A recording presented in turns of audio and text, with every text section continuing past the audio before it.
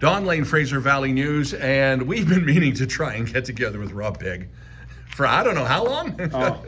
It's been a while. Rob is, do I call you the owner, the general manager, the chief cook? And I'm a record producer. With Marpole Recording. Marpole Recording, yes. First off, before we get to the studio, 60-second resume. You have played and worked with a lot of really cool people, and probably the one that comes to mind recently in Chilliwack would have been Syl Thompson and A Night of Bowie. Yes. But some of the other people you've worked with along the way, just name names that come to the top of your head. Well, when I lived in Vancouver, I worked with Matrix and a band called Vertigo was signed to A&M Records, and then I moved to Los Angeles and I played with I filled in for the Knack on a big summer tour with My Sharona.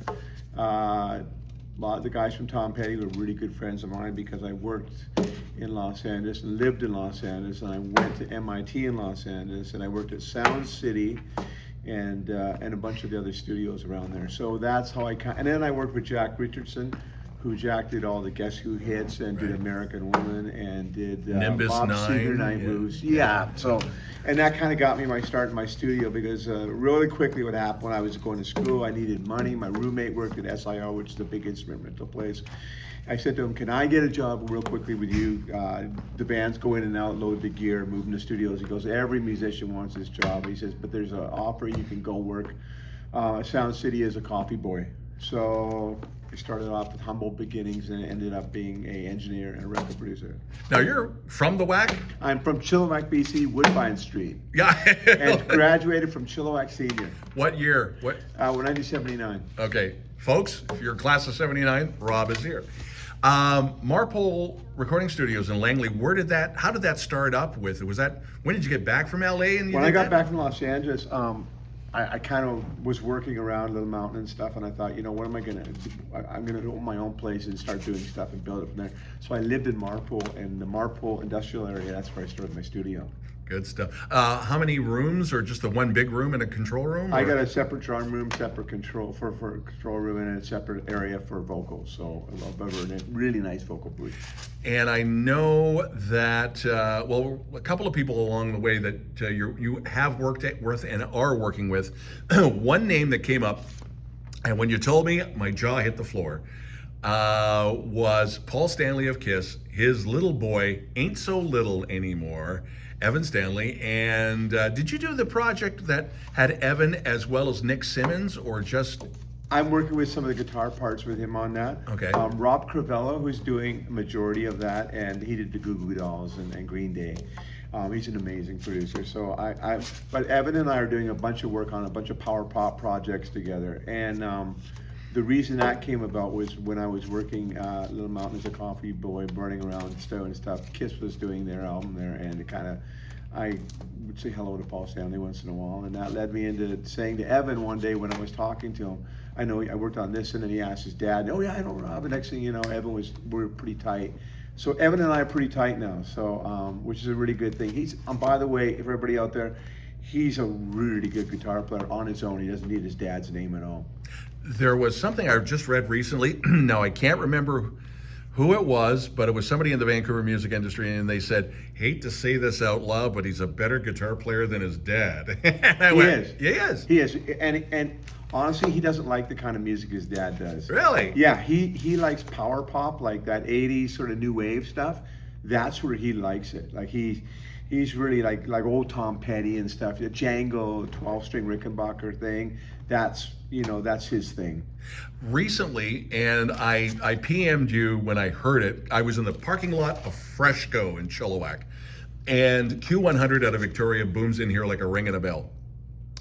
And they played the Stanley Simmons song, and I thought, is this a new Crosby, Stills and Nash? And went, no, it's not. Holy, did you guys do that here, or was that? That's in Los Angeles. Yeah, that was Rob LA. Crivello studio. Yeah, but you were mentioning that jangle Tom Petty-ish. Yeah. And you know what? I want to say this real quick. When you told me that, Don, I literally texted him and I said, "You get an airplane in Victoria," and my buddy Don sent him, and he goes, "No way, man! Thank you so much. Tell Don thank you." So the thank you from Evan. He did say thank you for relaying, that he got the airplane, and he's really jived about getting Airplane Canada.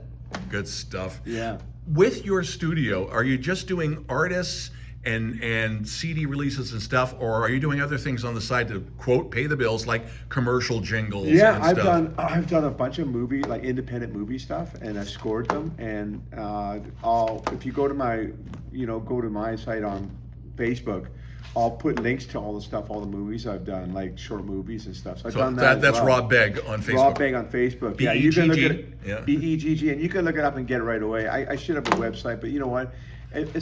Things are going so fast for me these days. Like I'm just running in. Thank God, on you and I got a chance to Yeah. get it after all these months. That I ran in and I did a progress thing for Andrew Michael here real quick. I pushed for Andrew.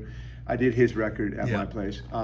So I was in town doing the interview with that and doing this. And now after I have a great meeting with my buddy Don, I'm gonna go have a coffee with a guy. Slash works with a guy out here, Kevin, so I got a meeting with him.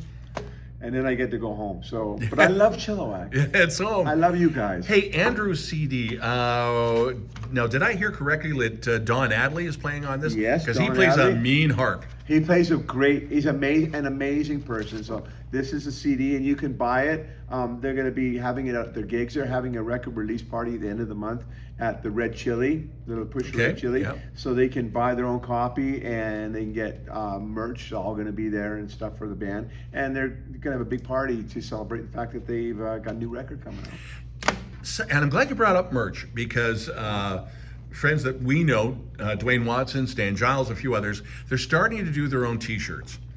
And that can get pretty expensive, but is that the way to go for independent artists? Is, maybe you got to do the merch as well as your independent CDs and stuff like that. It's ironic that you asked that question because what's happening is the streaming just isn't paying. It can't pay the bills, and by the time the product's out, whoever's providing is taking all the cash flow. With this, the artist immediately gets $20. You pay $20, the artist gets the $20 in their jeans. You buy the T-shirt, they get the $20 in their jeans. So really, touring and CDs are coming back big time. Yes. Why? Because immediately, if I hand you this, I got $20 in my hand. I sell 10 a night. All of a sudden, I'm moving forward. You can't make any money streaming. That's the problem. It's all going to be touring, and it's going to go back some way back to old school. And speaking of which, if you go to Cottonwood Mall, your old stomping grounds, I was gobsmacked just before Christmas. There's a brand new record and CD shop. It's an independent, and the name of it, sorry guys, it just escaped me, but I went, are you kidding me? Whatever happened to that record store in the mall that was always that anchor? And this is a good thing. Yeah. And Chilliwack's. Yes, Kyle. downtown, yeah. Kyle Modolsky and his family are old friends of mine. He plays in A Night of Bowie. Oh, right, And yeah. he runs that fantastic. So I find myself exactly like you said, John. I'm over there getting records. I love records. So CDs and records, if you can buy them off the artist, please do, because that's subsidizing their career these days. Something getting back to Stanley Simmons, and I don't know if Paul ever said anything, or Evan. I know Gene has always, Gene Simmons is Gene Simmons, that rock and roll is dead. I don't believe that, but is there a renaissance? We're starting to see CD sales again. You take a look at the Grammys. We're literally recording this just a couple of days before the Grammy Awards. Everything is pop, pop, pop. Is the rock and roll industry, is it dead, or is it just picking itself up because it took a few shots, but it's ready to go again? AI's come out and it's kind of put a weird spin on everything, but I will say this. There was a period in music, and you remember this because you and I are old enough to remember this, Yeah. when disco was, and they said rock was dead then. Yeah. And all of a sudden, out of the back roads came new wave and punk rock, and Bob Rock was recording bands off of Hastings Street and throwing them into Little Mountain on the downtime for him to make extra money, and then he was getting 45s, on 6th Street done, and they were selling them in record stores, and all of a sudden the whole scene broke out. And I think we're going to get there again. I think back to this Yeah. is going to be the way to support the bands.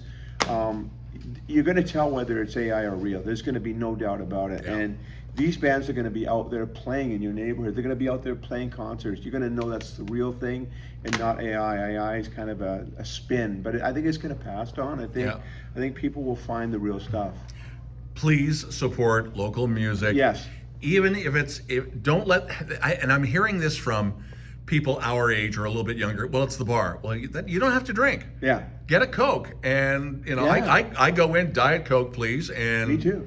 sit down and just enjoy the music. Oh, by the way, they have, I've tasted some of the de-alcoholized beer, and it's actually really good. I got it, and it is good, and you'll get the same flavor, and you can go support a local band, like you said, Don. Get some food.